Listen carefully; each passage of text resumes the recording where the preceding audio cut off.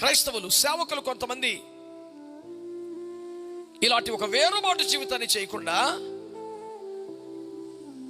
అందరితో పాటుగా కలిసిపోయి అవే పాపాలు చేస్తూ అదే అసహ్య కార్యాలు చేస్తూ దేవుని కోపాన్ని పుట్టించారంట. దేవునికి చాలా కోపం కలిగింది. మీ మీదికి తీవ్రమైన ఉగ్రత రాబోతున్నట్టుగా దేవుడు తన సేవకుని ప్రకటించాడు. వెంటనే సేవకుడు ఏం చేశాడు తెలుసా? ప్రజలందరినీ, లక్షల మందిని, యూదులందరినీ సమకూర్చాడు తెలుసా అండి. యెహోవా మందిరపు వీధిలో వారిని మోకరింపు చేశాడంట. ఏ మందిరంలో తీసుకెళ్ళొచ్చు కదా, ప్రజల మందిరం. మీరు మందిరం రావడానికి మీకు అర్హత లేదు. ఇప్పుడు ఇలాంటి పాపాలు చేస్తారా, అడ్డగోలుగా బతుకుతారా, దేవుని కోపం రేపుతారా, పశ్చాత్తాపడండి అంటూ విస్తారమైన జనులు కూడా ఉన్నందున మందిరపు వీధిలో మోకరింపజేసి మీ పాపాలు ఒప్పుకోండి, పశ్చాత్తాపండి, కన్నీరు గచ్చి ప్రార్థన చేయండి, ఒకవేళ దేవుడు మిమ్మల్ని కనికరిస్తాడేమో అని ఎజ్రా చెప్పాడు.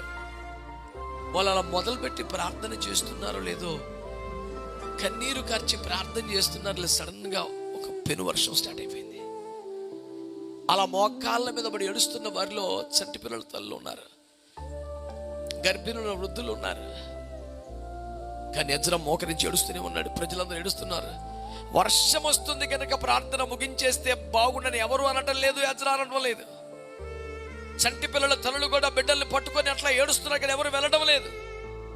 అలా కొన్ని గంటలు సాగాక ఎజ్రా లేచి అంటాడు, అయ్యా చంటి బిడ్డల తల్లులు ఉన్నారయ్యా, వృద్ధులు ఉన్నారయ్యా, వర్షం మోపైపోతుంది, క్షమించయ్యా, ఈసారి కొద్దిలే, ఇక మీదట మంచిగా ఉంటారు అని చెప్తే ప్రజలందరూ అలాగే నాయన ఇక నుంచి జాగ్రత్తగా ఉంటామని ఏడిస్తే ప్రభు వారిని క్షమించి పొమ్మన్న తర్వాత ఎవరెవరైతే అక్రమ సంబంధాలు వదిలేసి లైఫ్ని మళ్ళీ రీసెట్ చేసుకున్నారో వాళ్ళందరి పేర్లు సహా రాశాడు గ్రంథంలో.